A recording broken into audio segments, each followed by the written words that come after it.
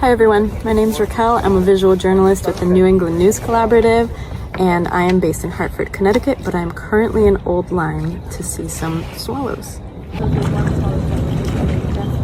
They nest in mud nests that they make like underneath the eaves of houses or under bridges.